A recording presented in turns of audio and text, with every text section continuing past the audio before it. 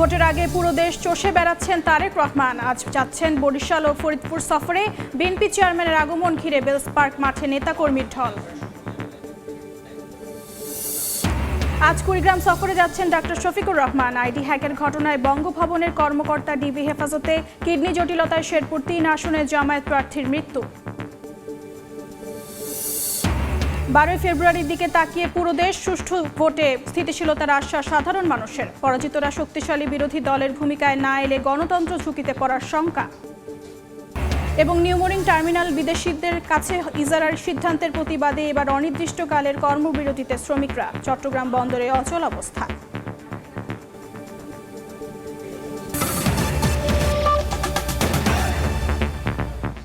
সময় সংবাদের সঙ্গে আছি আমি অর্চিতা শেহসিন। নির্বাচন সামনে রেখে পুরো দেশ চষে বেড়াচ্ছেন বিএনপি চেয়ারম্যান তারেক রহমান। জেলায় জেলায় জনসভায় 31 দফার আলোকে দিচ্ছেন নানা প্রতিশ্রুতি। কর্মসংস্থান, বেকার ভাতা, ফ্যামিলি ও কৃষক কার্ড সহ প্রাধান্য পাচ্ছেন নারী ও তরুণরা। সাধারণ মানুষের আশা, প্রতিশ্রুতির বাস্তবায়ন হলে বদলে যাবে দেশ। এদিকে 9 ফেব্রুয়ারি বিটিভিতে বক্তব্য দেবেন বিএনপি চেয়ারম্যান তারেক রহমান।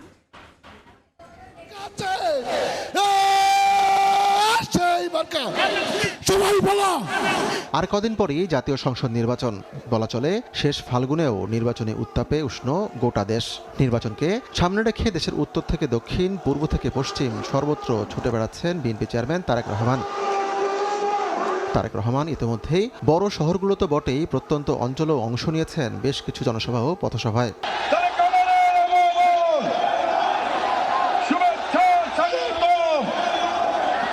নির্বাচিত হয়ে বিএনপি সরকার গঠন করলে 4 কোটি পরিবারকে ফ্যামিলি কার্ড দেবার আশ্বাস দিয়েছেন তারেক রহমান। এছাড়াও গোটা দেশে 20,000 কিলোমিটার খাল খননের উদ্যোগ নেবার কথাও বলেছেন বিএনপি চেয়ারম্যান।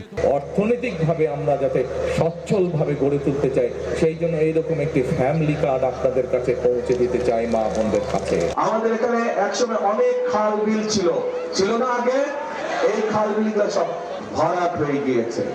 এই খালগুলোকে আমরা পুনর্খনন করতে চাই। রাজধানী ঢাকা নানাবিধ সংকটের মধ্যে অন্যতম হলো বস্তিবাসীর জীবনযাপন। সরকারে গেলে সমাজের পিছিয়ে পড়া সেসব মানুষের আবাসনের জন্য ফ্ল্যাট দেবার কথাও জানান তিনি। অন্যদিকে প্রান্তিক পর্যায়ে স্বাস্থ্যসেবা নিশ্চিতে হেলথ কেয়ার নিয়োগের ঘোষণা দিয়েছেন তিনি। গ্রামের নারীদের কাছে, গ্রামের শিশুদের কাছে স্বাস্থ্য সেবা তাদের ঘরে ঘরে পৌঁছে দিতে, এবং সেজন্যই আমরা 1 লক্ষ হেলথ কেয়ারার নিযুক্ত করার পরিকল্পনা গ্রহণ করেছি। এলাকাবাসীর পক্ষ থেকে যেই সমস্যার কথা বলে গেছে পুনর্বাসন সহ, ইনশাআল্লাহ আমরা সেই সমস্যার সমাধান করব এই এলাকার মানুষের জন্য।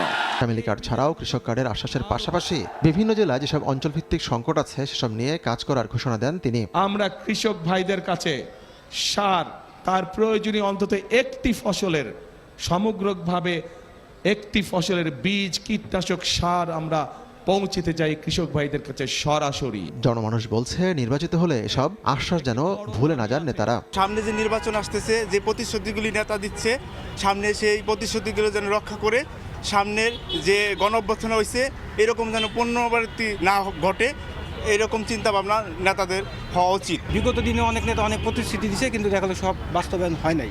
কিন্তু যেহেতু অভ্যুত্থান হয়ে গেছে, যার কারণেই অভ্যুত্থান করা হলো, তো সেই ক্ষেত্রে সেই জিনিসটা যেন প্রতিফলন হয়। জানা গেছে শুক্রবার নির্বাচনী ইস্তেহার ঘোষণা করবে বিএনপি। ধারণা করা হচ্ছে নারী ও তরুণদের চাওয়াকে সর্বোচ্চ গুরুত্ব দিয়ে আসছে বিএনপির ইস্তেহার। যুবক ও তরুণদের কর্মসংস্থান, বেকার ভাতা, গণতন্ত্র পুনরুদ্ধার, বিচার বিভাগের স্বাধীনতা, মানবাধিকার রক্ষা ও বাক স্বাধীনতাকে গুরুত্ব দিয়ে ঘোষিত হবে বিএনপির ইস্তেহার। বিএনপি সরকার গঠনে সক্ষম হলে। আতিকুর রহমান তমাল, সময় সংবাদ, ঢাকা। 2 দশক পর আজ বরিশাল যাচ্ছেন বিএনপি চেয়ারম্যান তারেক রহমান। নগরীর বেলস পার্ক মাঠে নির্বাচনী জনসভায় বক্তব্য রাখবেন তিনি। এদিকে ফরিদপুরের সরকারি রাজেন্দ্র কলেজ মাঠে জনসভায় যোগ দেবেন বিএনপি চেয়ারম্যান। এই মুহূর্তে বরিশালে আছেন রিপোর্টার আহমেদ সালেহিন এবং ফরিদপুরে আছেন মুরসালিন হক জুনায়েদ। সরাসরি প্রথমে যাচ্ছি সালেহিনের কাছে।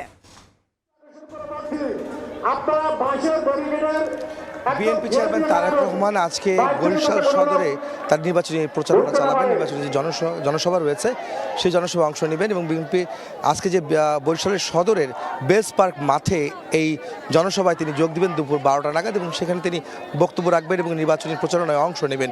এবং ইতিমধ্যে আমরা দেখেছি যে এই বেলস পার্ক মাঠে অসংখ্য নেতাকর্মী তারা এসেছেন। আপনারা দেখতে পাচ্ছেন যে এখানে মহিলাদের জন্য, নারীদের জন্য একটি শেড করা হয়েছে, আলাদা একটি জায়গা করা হয়েছে, এবং এর বাইরে গিয়ে আবার পুরুষদের জন্য একটি জায়গা টাকা করা হয়েছে।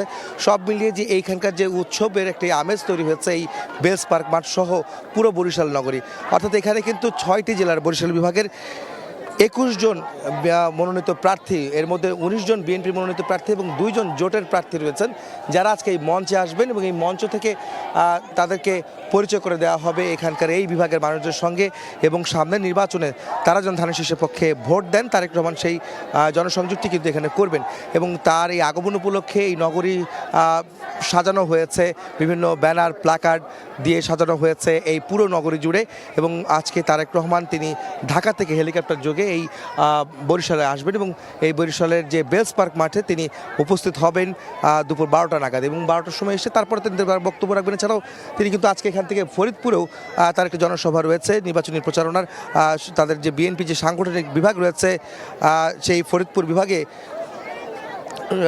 বিভাগেও তিনি আজকে জনসংযোগ করবেন। সব মিলে যে এই এলাকার যে সমস্যা যেগুলি রয়েছে সেই বিষয়গুলি নিয়ে আলোচনা যেমন করবেন, তেমন সমস্যা সমাধানের যে প্রতিশ্রুতি তারেক রহমান দিবেন সেই বিষয়গুলো আসলে জানবো আমরা। এখানকার যে আমাদের ব্যুরো প্রধান রয়েছেন অপূর্ব অপু, তিনি আমাদেরকে জানাবেন যে আজকে যে এই নগরী সাজানো হয়েছে তারেক রহমানকে আগমন উপলক্ষে, এখানে তো 19 জন সহ বিএনপির সহ মোট 21 জন মনোনীত প্রার্থী, তারা আজকে এখানে আসবেন, কথা বলবেন, তারেক রহমান তাদেরকে পরিচয় করে দিবেন।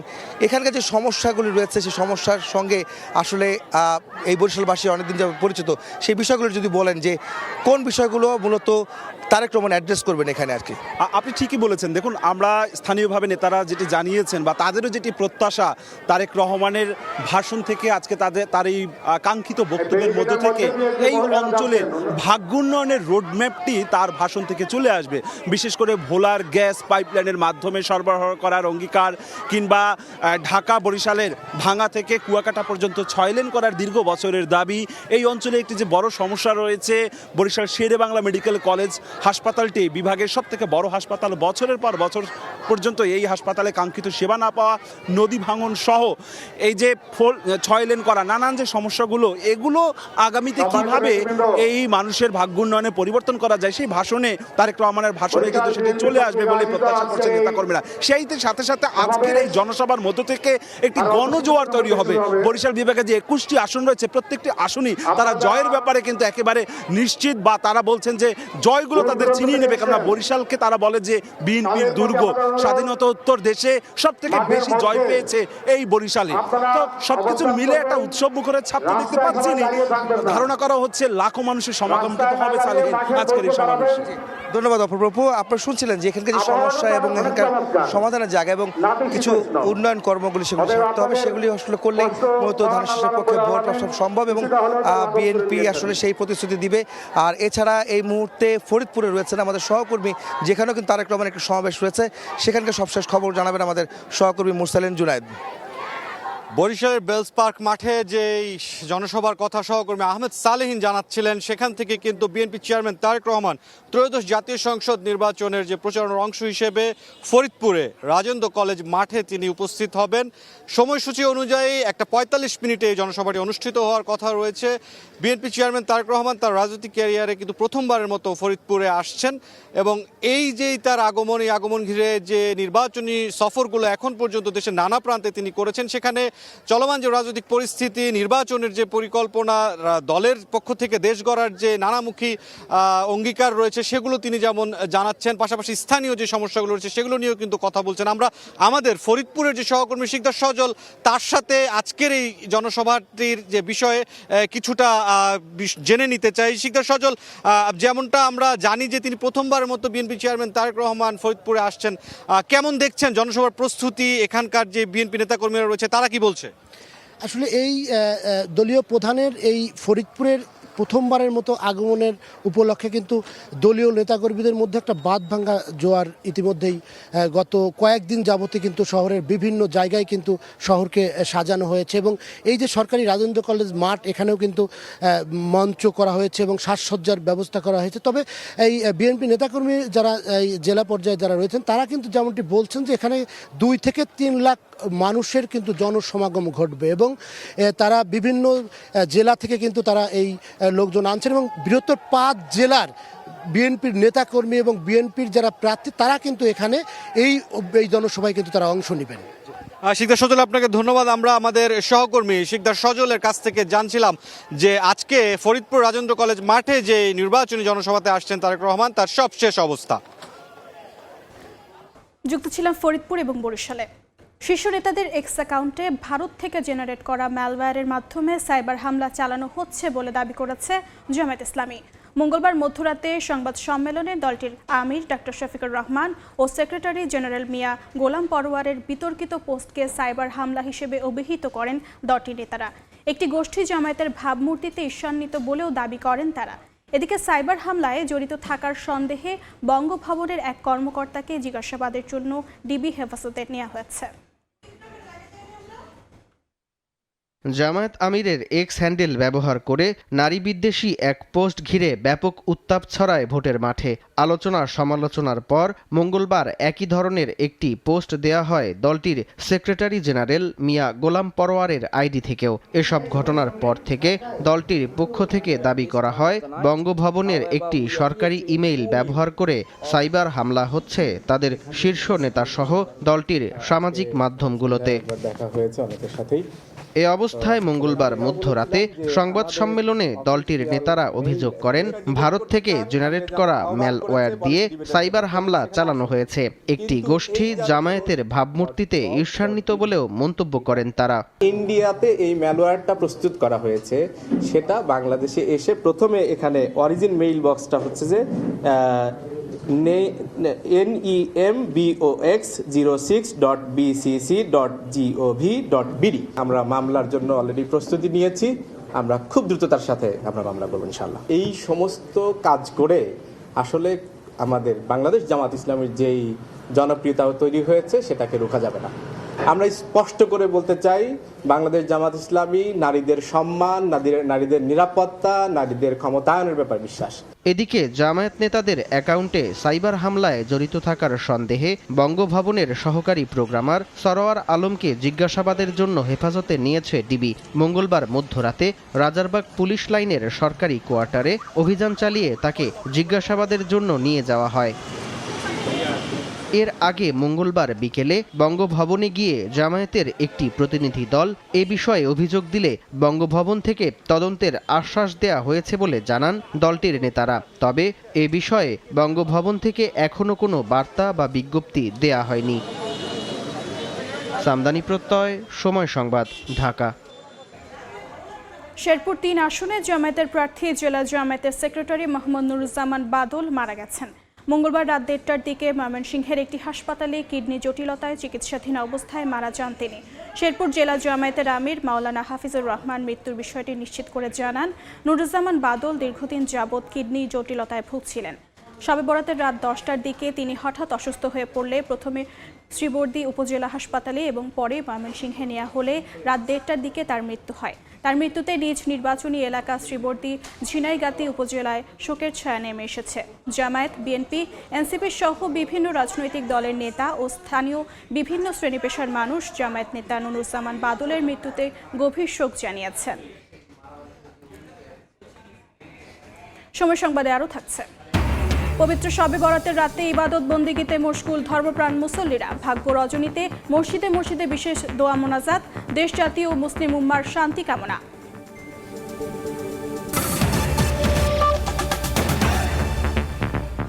12 ফেব্রুয়ারি নির্বাচনের দিকে তাকিয়ে আছে পুরো দেশ। সব শ্রেণী পেশার মানুষ চাইছেন সুষ্ঠু নির্বাচনের মাধ্যমে দেশের দায়িত্বে আসুক নির্বাচিত সরকার। বিশ্লেষকদের মতে গ্রহণযোগ্য নির্বাচনের পর পরাজিত দল বা জোটকে নিতে হবে শক্তিশালী বিরোধী দলের ভূমিকা। যদি এর ব্যত্যয় হয় তবে গণতন্ত্র এবং দেশের স্থিতিশীলতা ধরে রাখা হবে অসম্ভব। মঞ্জুরুল ইসলাম মঞ্জুর ছবিতে আতিকুর রহমান তমালের রিপোর্ট।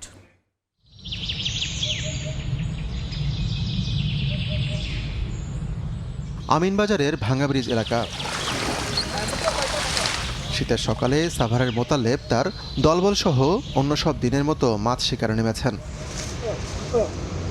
উন্মুক্ত সরকারি সব জলাশয়ে যা মাছ পাওয়া যায় তা বিক্রি করে সংসার চলে তাদের। 1.5 যুগেরও বেশি সময়ের জেলে জীবনে কয়েক দফা চেষ্টা করেও জেলে কার্ড করতে পারেননি মোতালেব। নতুন সরকারের কাছে একটি জেলে কার্ডই এখন একমাত্র চাহিদা। মাঘ মাস, ফাল্গুন মাস, চৈত্র মাস, এই 3টা মাস খুবই বেকার থাকি। এটা আমাকে ফ্যামিলি নিয়ে চলা খুবই অসম্ভব ভাই। এই পরিস্থিতিতে যে সরকারি ক্ষমতায় আসুক আমাদের যদি কিছু একটা সহযোগিতা করতো তাহলে আমাদের লাগে খুব ভালো হতো ভাই। মাছ ধরছি। ওই দলেরই আরেক সদস্য বাদল, তিনি চান নির্বাচনটি সুষ্ঠু হোক। ভালো একজন সরকার চাই, 15 বছর থেকে ভোট দিতে পারি না, অবশ্যই সুষ্ঠু নির্বাচনে ভোট দেবো।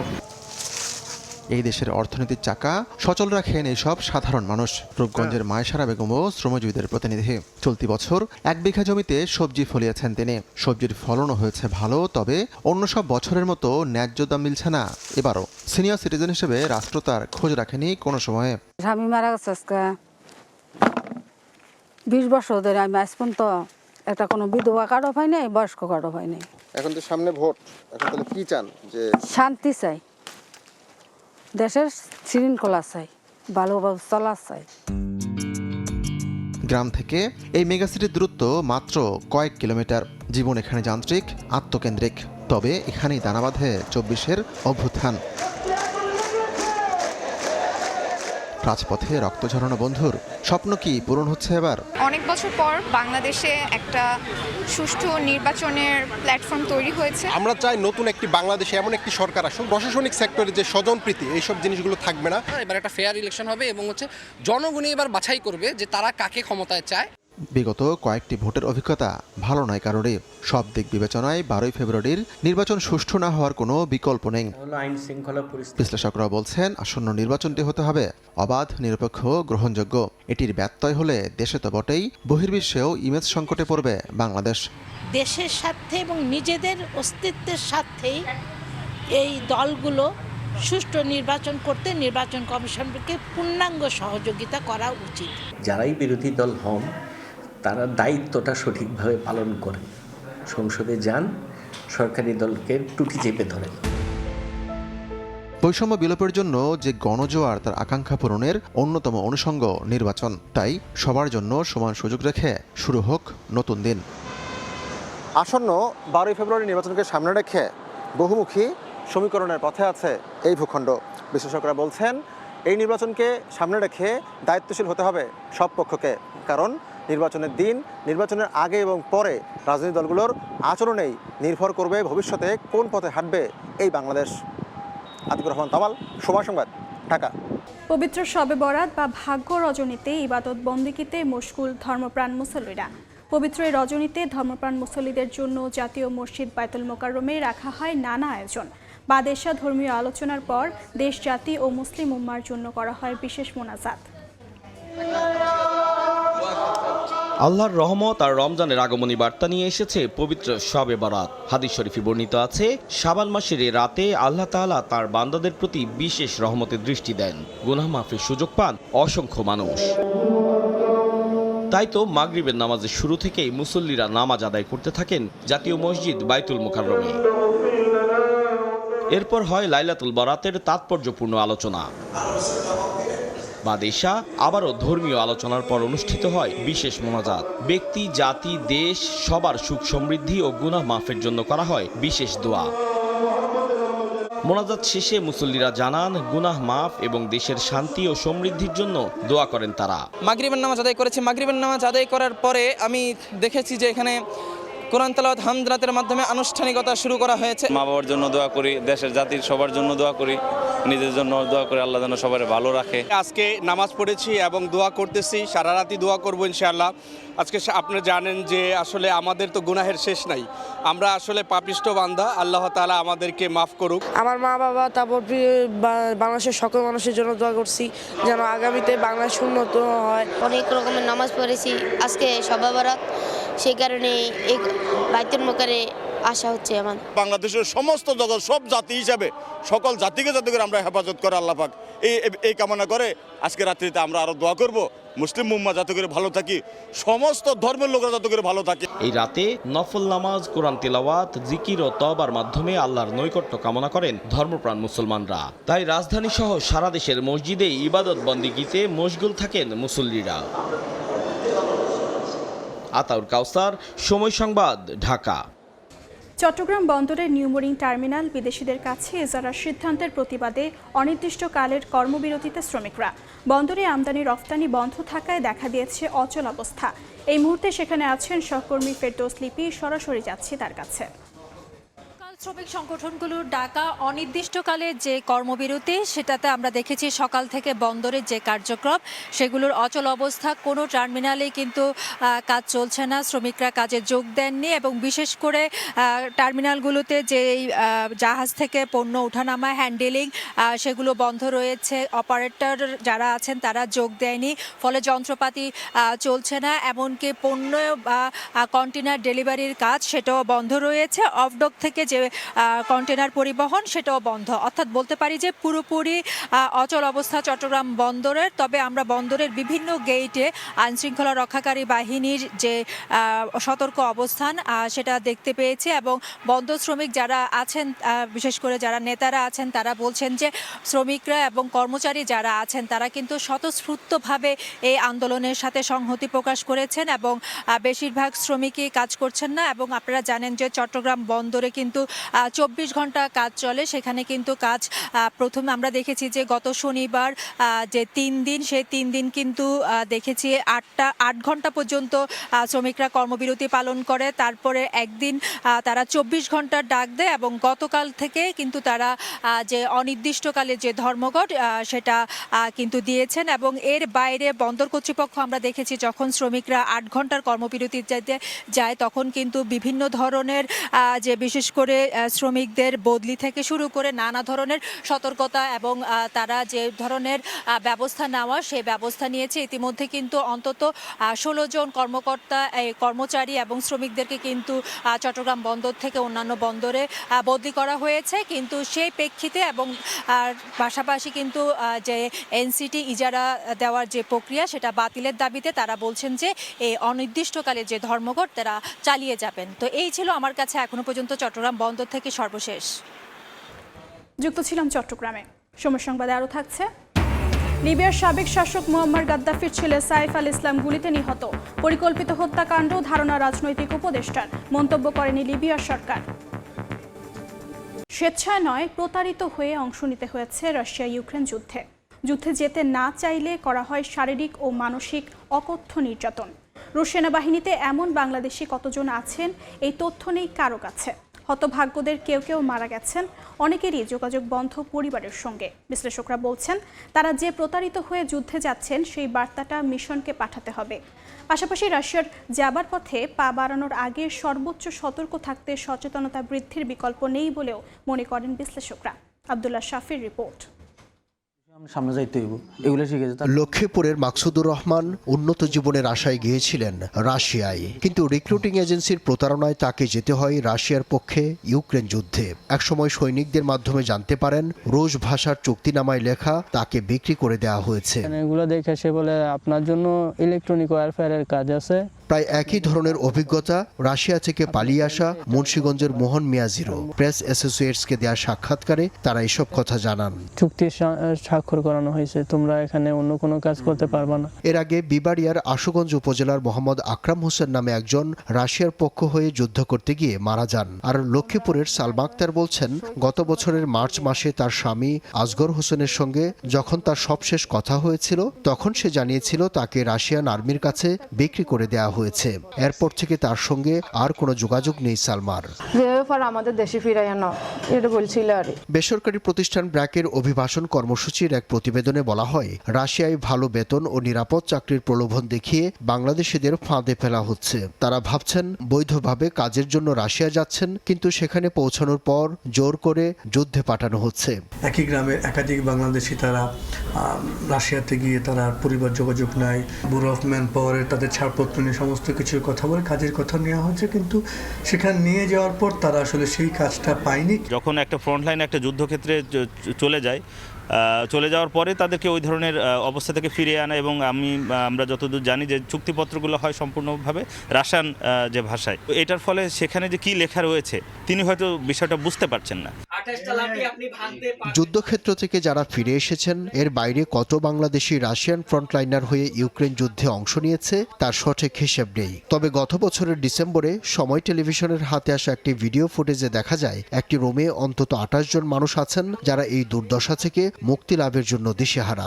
রাশিয়ান দূতাবাস বা রাশিয়া বাংলাদেশ দূতাবাস এইদের সহযোগিতা ছাড়া আপনার কিন্তু কত লোক যুদ্ধে আছে, কোথায় আছে, তারা কারা, এই আইডেন্টিফাই করাটা কিন্তু খুব কঠিন কাজ। এই বিষয়টা আমার মনে হয় যে আরও গভীরভাবে অবশ্যই দেখবে এবং এদেরকে এই ধরনের তৎপরতা থেকে যদি বন্ধ না করা যায়, এটা আসলে একটা অশুভ একটা ক্ষেত্র তৈরি করতে পারে। শুধু বাংলাদেশ নয়, এশিয়া ও আফ্রিকার আরও অনেক দেশ থেকেই প্রতারক চক্র এভাবে সহজ সরল মানুষকে বোকা বানিয়ে রাশিয়ার পক্ষে যুদ্ধ করতে বাধ্য করছে বলেও অভিযোগ আছে।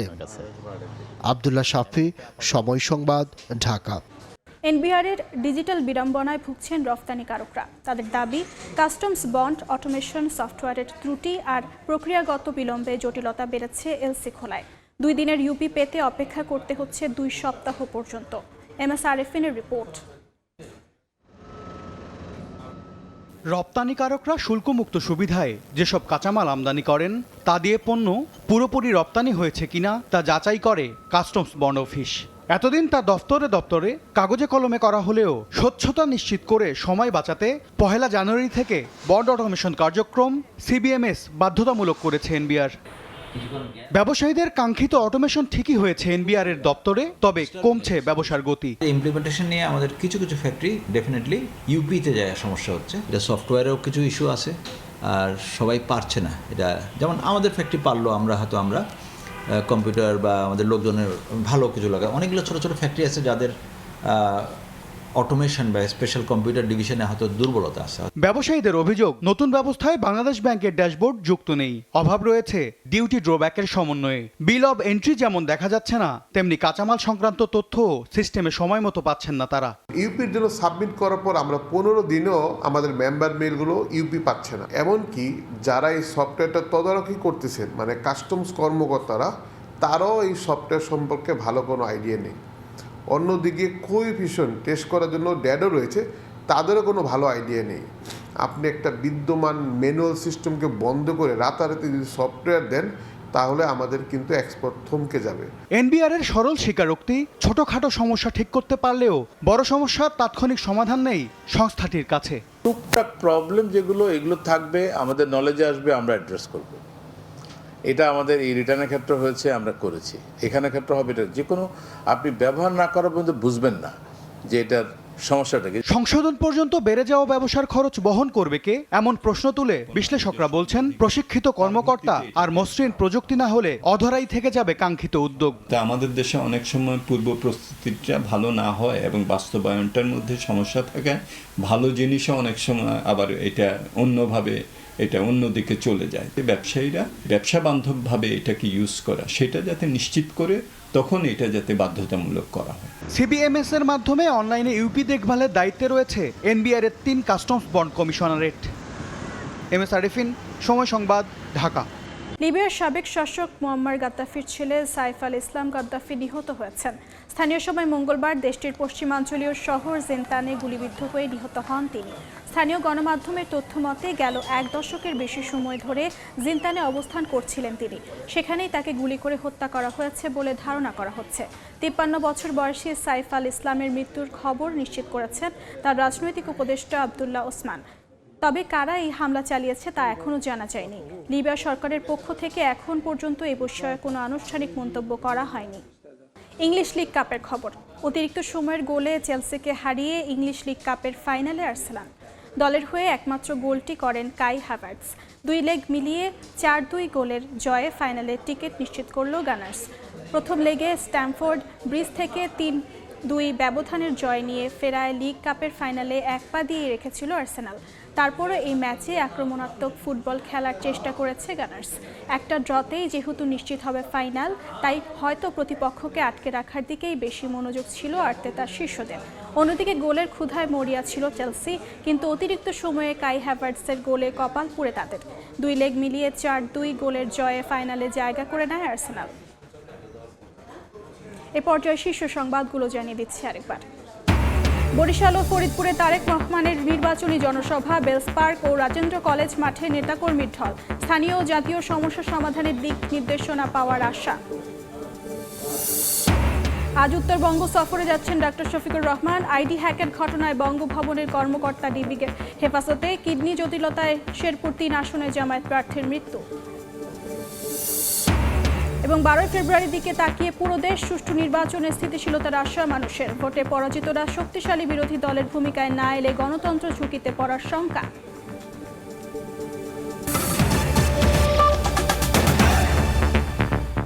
এই ছিল সকাল 10টার সময় সংবাদে। এই সময়ের বাণিজ্যের সঙ্গে থাকবেন সহকর্মী ফরহাদুর রহমান। অর্জিতা, আপনাকে ধন্যবাদ। এ সময়ের বাণিজ্য নিয়ে আসছে কিছুক্ষণ পর, সঙ্গে থাকুন সময়ের।